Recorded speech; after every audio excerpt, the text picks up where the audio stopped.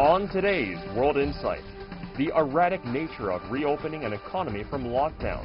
How are countries across Europe and Asia managing this balancing act? And mask factories have become the arsenal in the war against the pandemic. We visit a newly opened factory in Beijing to find out more. And finally, while Chinese cities pick up the pieces after bringing the outbreak under control, is an economic surge in sight? The answers from a respected Chinese economist. China has a first mover advantage.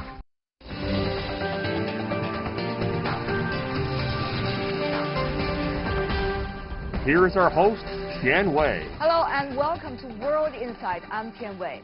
As global cases of COVID-19 rage past the 4 million, countries are fighting to save lives from the novel coronavirus and to save livelihoods from the disruptions of economic activities. Alarms have been sounded for developing countries and developed economies alike. Unemployment, economic recession, food security are all among the most urgent challenges.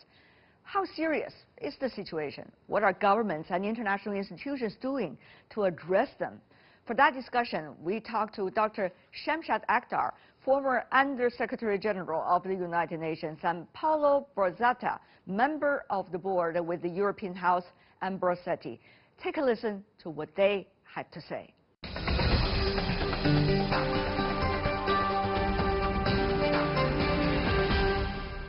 And now we have Paolo Borgata, who is a member of the board with the European House and Brossetti, and also Dr.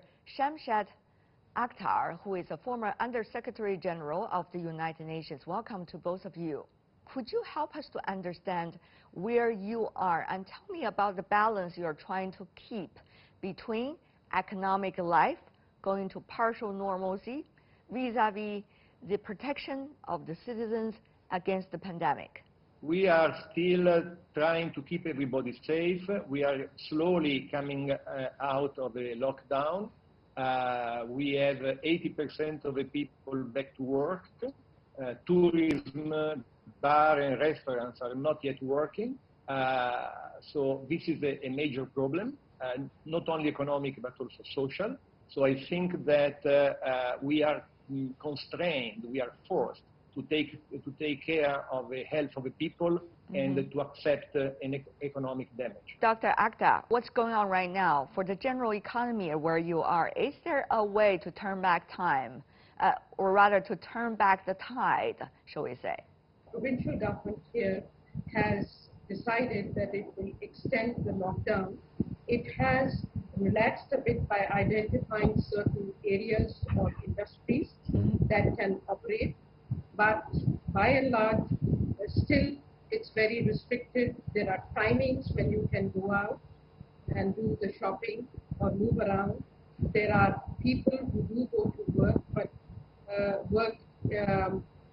companies are only running at 50 or 25% staff.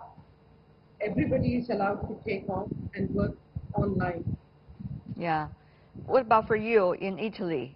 I mean, how are you going to deal with this devastation for the economy after all of this? People will start to work again, but the damage has been done. Many companies will probably go bankrupt. The financial help of the government is arriving late because it's not difficult to channel so much money to all the companies. So my feeling is that the most important problem will be 6 months from now, not immediately after the coming out of the lockdown. In Pakistan, I understand Pakistan's economy was also challenged before the pandemic, and now probably even more. For a developing country, what is it like to take it? A number of steps have been taken. Refinancing facilities are being provided for SMEs, for all the affected industries, so that we could keep the momentum going. But the key thing is we haven't had a full restart of the productive activities. One thing is which is very distinct about this developing country, and for that matter all of South Asia, that the agriculture sector has survived. We do have a decent agriculture sector. We are in midst of the sowing season, and we are all keeping our fingers crossed that we are able to have proper sowing and production so that the food supplies are not disrupted. Right. Over to you. Where do you think is the growth point or the growth engine, at least at this moment? In the near future, the growth engine from our point of view, from the European point of view, is Asia. Asia is still the fastest growing market. You have still a lot of energies. You have, in some cases like China and other countries, you have a modern infrastructure that can be used. In the West, in the United States and in Europe, I think the situation is different. So the accent should be, in my opinion, on Asia, and Europe and the West should consider structural reforms for their economies. Dr. Akhtar, of course, that is your home turf, right, Asia? If you look at the structure of exports in Asia, we are very heavily dependent on exporting to the advanced economies, in particular United States and Europe. So if the demand, external demand is weak, we have difficulty. And in midst of the COVID, most of the countries within Southeast Asia as a whole have been affected because of the lack of cross-border movement and trading. So we have a real issue. I can tell you the poorest of the poorest country, Bangladesh, which has 80% of its exports are ready-made garments, and they are produced for external markets exclusively abroad, particularly Europe and United States. So its shipments have frozen. So not only are companies facing losses, the same is here in Pakistan. The textile industry is being hardly hit. Government is doing everything like giving concessions, cash support and all that. But unless we have opening of the transportation and the shipments, we are not going to be able to have export. So now, world being so globally integrated, the key thing for us is to somehow find mechanisms where transportation of goods and services continues for Asia as a whole. But others suspect whether the global supply chain will totally change or will change to a certain extent. About the value chain, well, of course, there are two problems, I think. One is a problem that we learned from the COVID-19 crisis, is that some goods must be maintained strategically inside the countries where you need them. For example, in Italy, we discovered that we did not any company producing protective masks, and we were dependent on foreign countries to produce protective masks. And of course, given this is a global pandemic, every country was trying to keep the protective mask for themselves.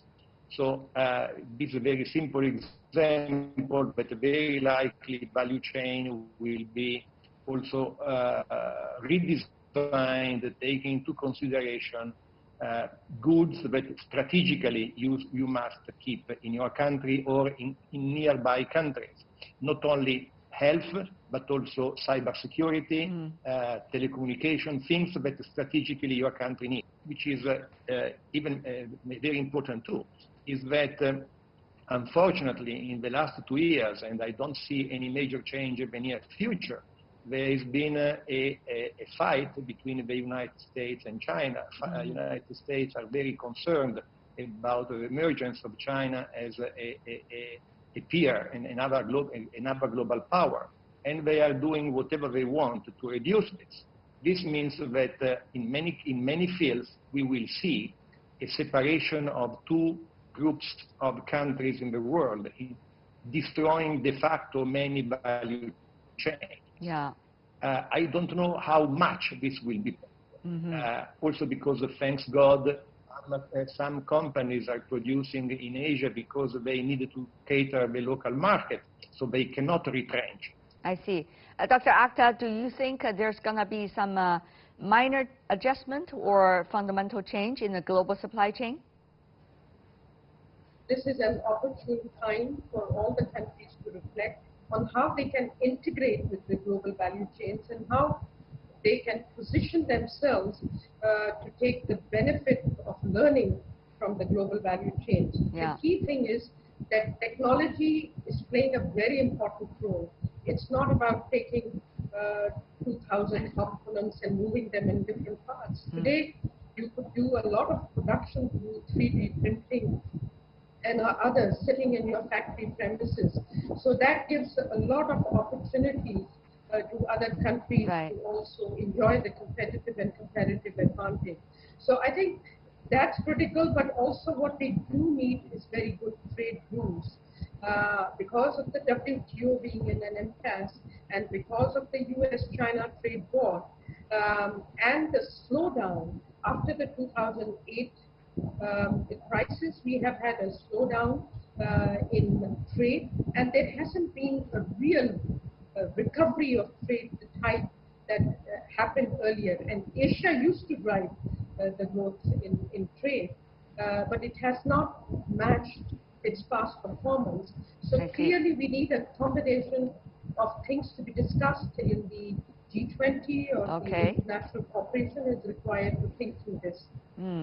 I want to thank both of you for joining us and bringing your insight for both the global trade and also where you are, how it will come back to its feet and function again after this round of pandemic. Really appreciate it. Thank you.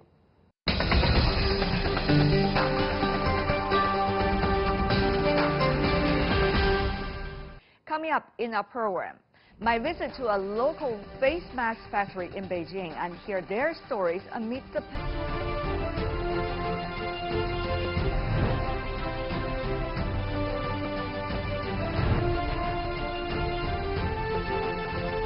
and clinicians.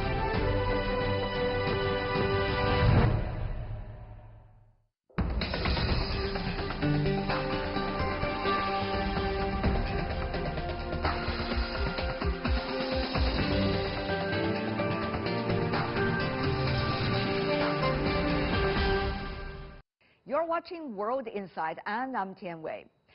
Face masks have become one of the most coveted items amid the COVID-19 pandemic worldwide. As countries are gradually recovering from lockdown, public health officials are requiring people to wear masks in public. The ever-increasing demand is prompting mask factories around the world to work around the clock. Earlier, I visited the one located right here in Beijing, a city that earlier did not produce its own face mask. Take a look at this newly established face mask factory and their stories. So I'm now standing in a factory here in Beijing, 45 minutes drive from the CBD area. This is the very first factory in which surgical masks were being produced at the end of January to provide to the residents in Beijing. From 0 to 1, this is quite a story. Let's follow me. We will have Jing, who is here waiting for me. She is responsible for this factory's overseas sales, and we are going to meet her in the warehouse. Jing. Hello. Hello. Hi. So finally we could meet. Yeah. I've been talking to you on the phone several times. I guess the greetings. This is a way to shake hands, right? For today. Yeah. This is very special. Yeah. How you been? It's everything now it's better, but still our factories are running for 24 hours. Every day? Every day. So you have 3 shifts of workers? Yeah, exactly. Yeah. And this is the warehouse you have? Yes. That's where all the raw materials? Yeah, I want to show you our warehouse. Okay. This is the face mask. Yeah. Oh, so all the imported materials are here? We have 3 layers. Uh-huh. Got it. And so this layer is coming from where? This one? Yes. Okay. And the blue, of course, over here. A small face mask, so simple, but at the time of the pandemic, everybody wants to get hold of one of this. So how many are you producing every day? Right now we have 10 automatic machines and around of 400,000 to 500,000 pieces every day. That's a lot. More or less. Yeah. More or less. I'm always amazed by how you try to do everything. You know, the 0 to 1 story, I'm sure it's going to be a difficult one. Tell me more about it. At the beginning, everything is very difficult. Mm-hmm. We have to find the workers. We have to transport the production lines. We have to transport the raw material. Mm-hmm. Everything is from 0 to 1. It's totally difficult. So at that time, it was the end of January. Mm-hmm. Mm-hmm. When the factory started. Yes.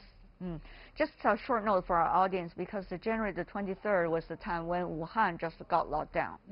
And since then, a lot of Chinese cities, in fact, did not interact with one another much in order to achieve social distancing. And also the highways closed down. So one could imagine how you transport all of these things into Beijing. You can imagine that how difficult we are experienced before. Exactly. And then how did you do it? I mean, from then on, to produce as many surgical masks as possible, because the residents in Beijing pretty much depend on this one factory, right? Yeah. I can show you one of our workshops. The workshop where the masks are produced. Okay, yes. Great. Okay. Just follow me. All right then.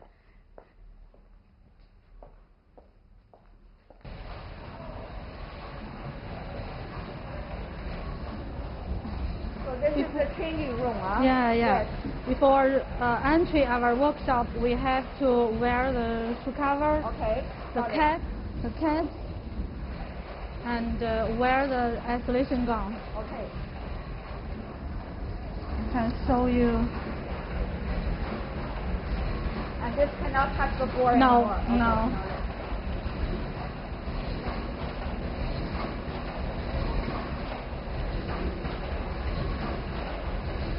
Everything done.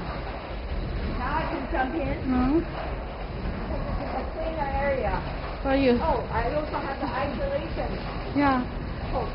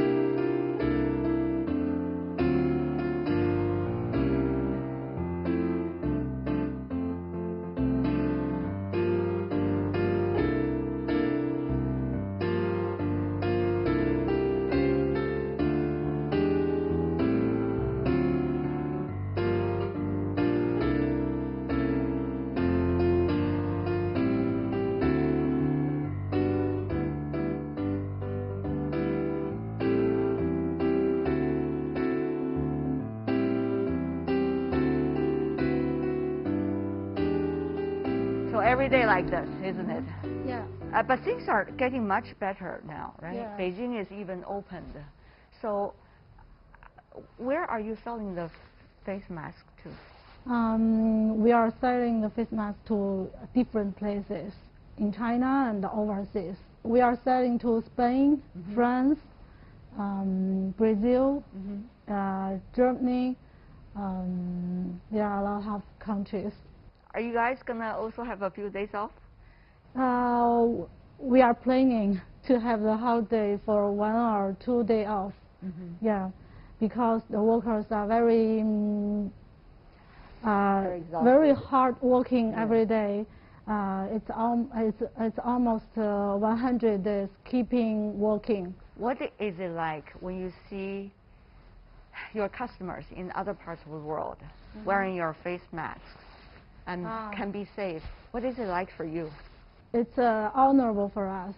It's We are now selling to the hospital directly, and Hospitals? the hospitals.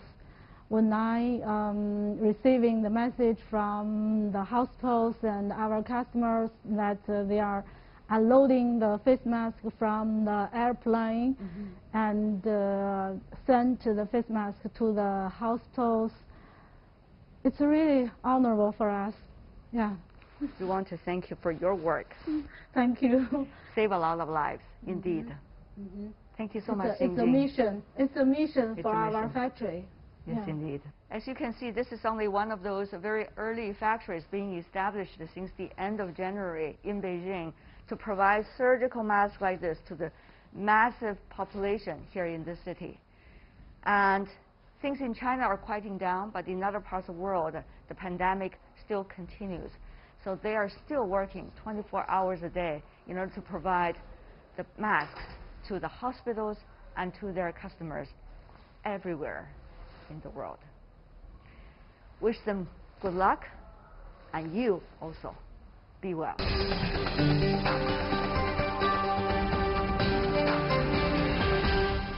Welcome back, I'm Tian Wei. As China brings COVID-19 cases come under control, local governments have been taking policies to encourage consumers to shop and travel more to restart the economy. China seeks to speed up building new infrastructure also amid the rising downside pressure. Could a surge in domestic demand save the day? Would the surge happen? And when? I pose those questions to Professor Yao Yang, Dean and Professor at the National School of Development from Peking University. Our conversation starts with the spring blooms in the beautiful Langren Garden on the university campus.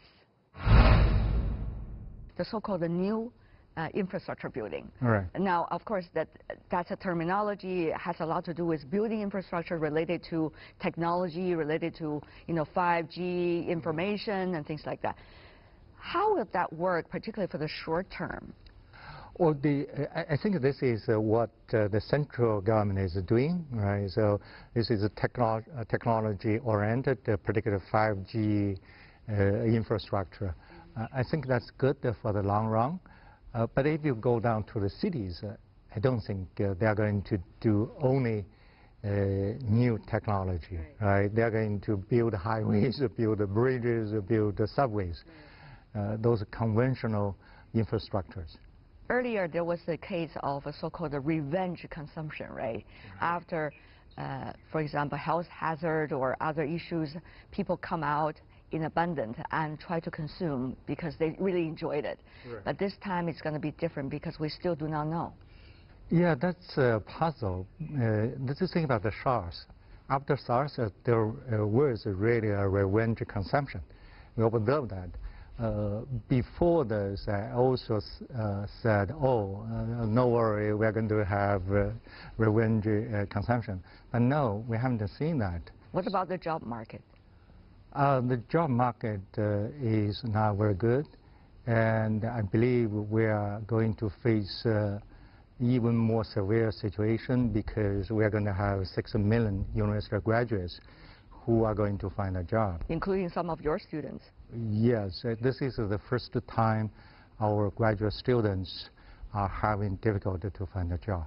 2 of my master students have decided to postpone their graduation. So even from the best school, university here in China, from one of the most well-known institutions here in this school, they have difficulties. That's right, that's right. But what about the job market in the country? Of course, we still do not have likely the prediction because things are still evolving. But Professor Yao, what is likely to be the number? We have to be prepared.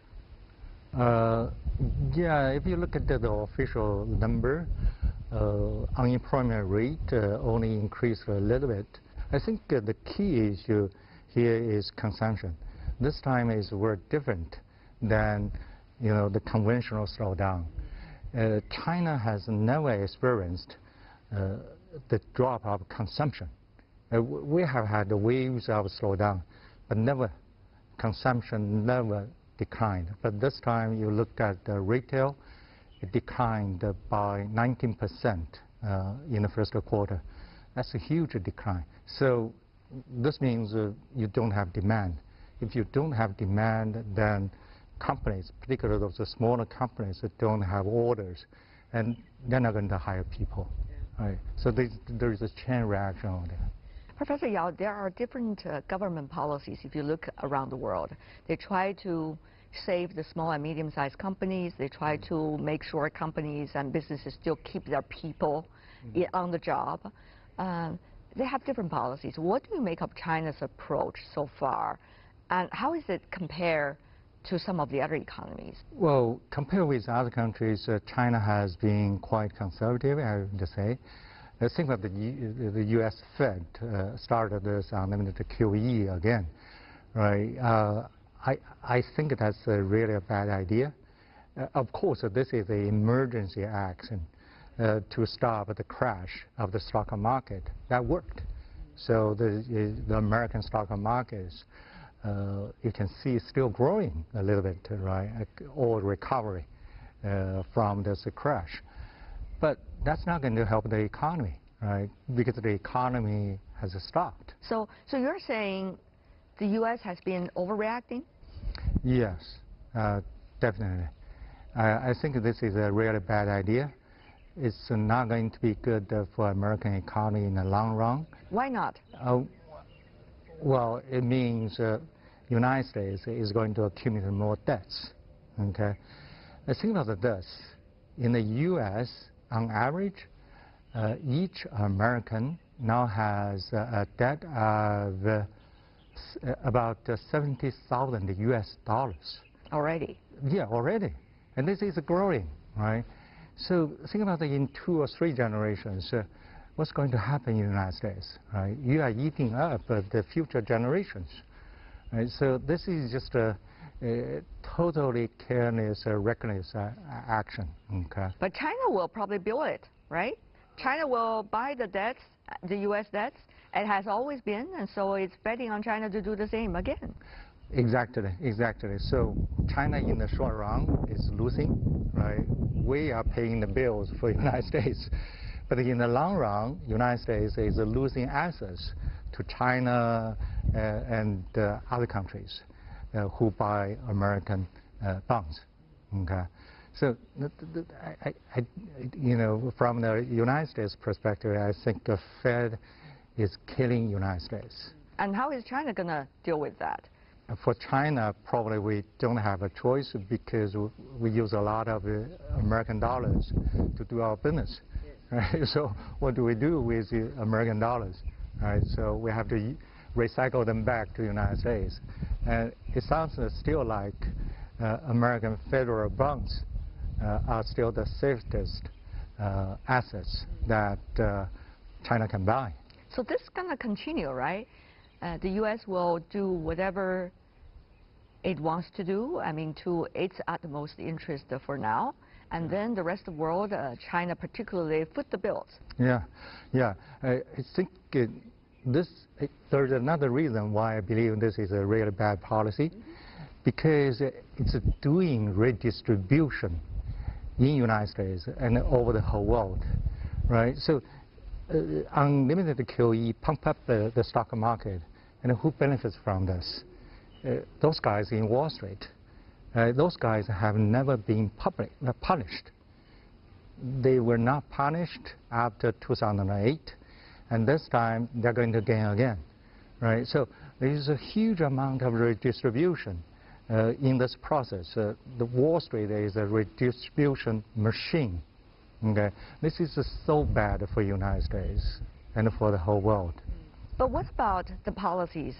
For example, every citizen or everyone inside the United States will get a federal funding for about $1,200, and also to encourage small and medium-sized companies to let them, to apply to the banks, even though the speed could be very slow. In terms of action. So what do you make of this, and how is China compared to that? And not only is it just U.S., there's also Europe. Some of the European countries are doing different things. Well, as emergency action, I fully agree. As a matter of fact, in China, I also encourage the government to do the same, because we have so many people who cannot find a job, right? This is an external shock. No one predicted, and no one could have prevented, right? So this is a necessary step to maintain a normal living standard, particularly for the poor people who don't have a lot of savings. Cities are issuing those consumption coupons, right? So that's very different from cash transfer. Cash transfer means you just give people cash, right? So, and people can decide what they want to buy. Consumption coupon means they actually have a target consumption. Okay. As a matter of fact, most cities use the coupon as a discount coupon. For example, you spend 500 yuan, you're going to get 100 back, right? I don't think that's a very good policy. Probably a better policy is to name the commodities, like cars, like durable goods, other durable goods, like a refrigerator, those things. So if you buy, I'm going to give you a coupon, and the coupon says this is 500 or 1,000. If you buy a refrigerator, you can use this to pay. So this is more psychological. Okay, so people will say, oh, I have this coupon that worth 1,000 yuan, so I have to use it. But if you say, oh, if you have to buy a refrigerator, then I'm going to give you back this 1,000. Then people that's say, very different. Yeah, psychologically that's different. In fact, that's not different, but I think there is a psychological effect. Many, as a result of the quarantine and the social distancing, many of the migrant workers who used to work in Beijing, for example, cannot come into Beijing anymore, right? The localities where these migrant workers originally come from will have to absorb all of these people and try to provide jobs to them. Otherwise, they don't have income. Professor Yao, particularly if we see, cautious measures still have to be taken. We still cannot have so many people circling around the country anytime they want, wherever they want to go. So what would that mean for central-local relationship and also for relationship between different localities here in this country, Professor? In this process, actually different cities, different provinces have adopted different policies, right? So we haven't seen a unified national policy, although the central government now is trying to enforce a uniform nationwide policy. I think the national policy should be like this. So we're going to have this uniform called green label, right? So everyone use their mobile phone and just swipe. There's a label, and if they show this is green, then you pass. I believe the central government is trying to do this.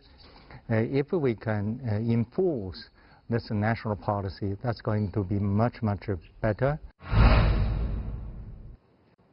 My conversation with Professor Yao Yang about the Chinese economy.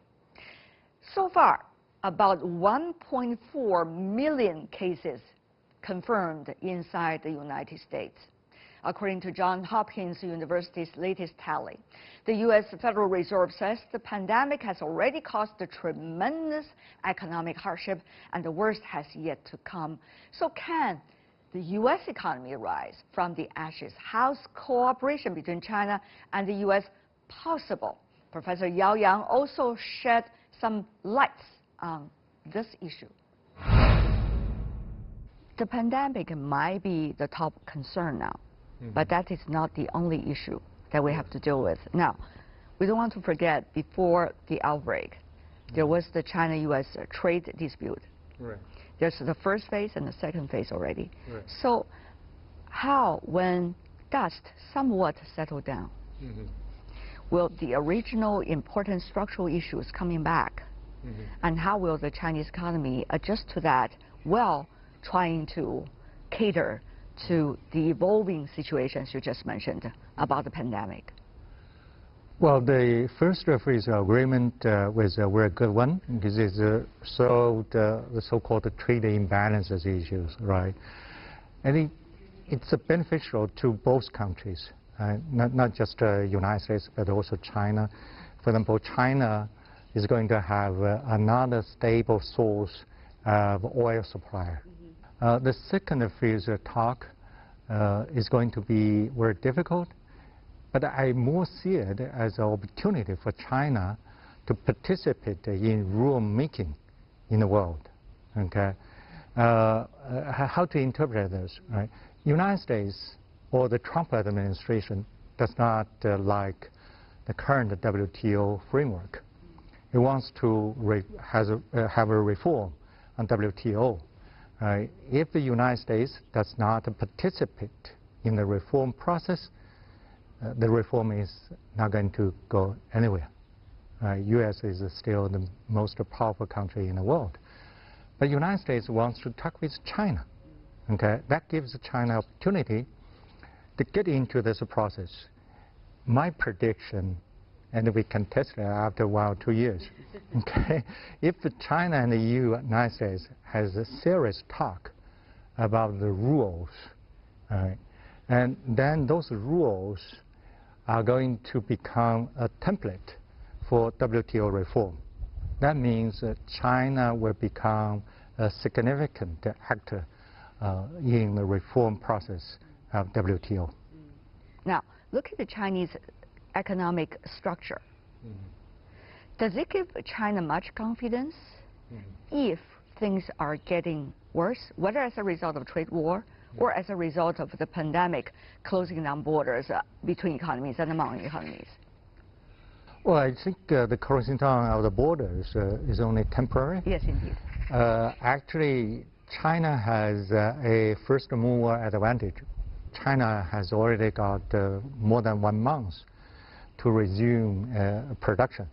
So, for example, I have a student working in Suzhou, and he told me actually Suzhou is gaining back some of the industries that had already moved out of China.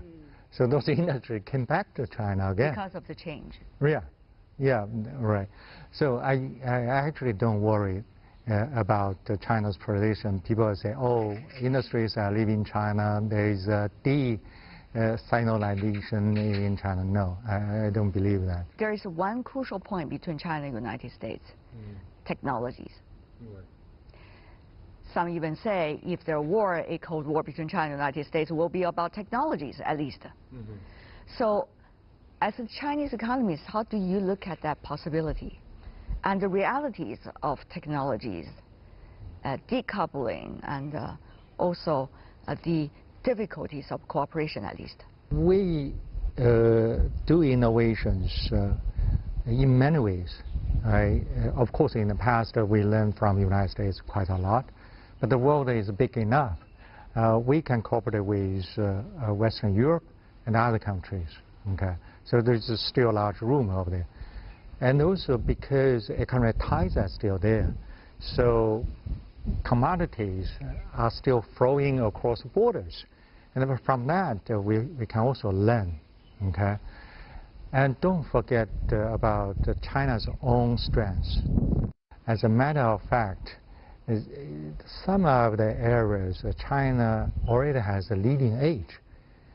And the United States and Europe, in some areas, actually depends on China. Okay?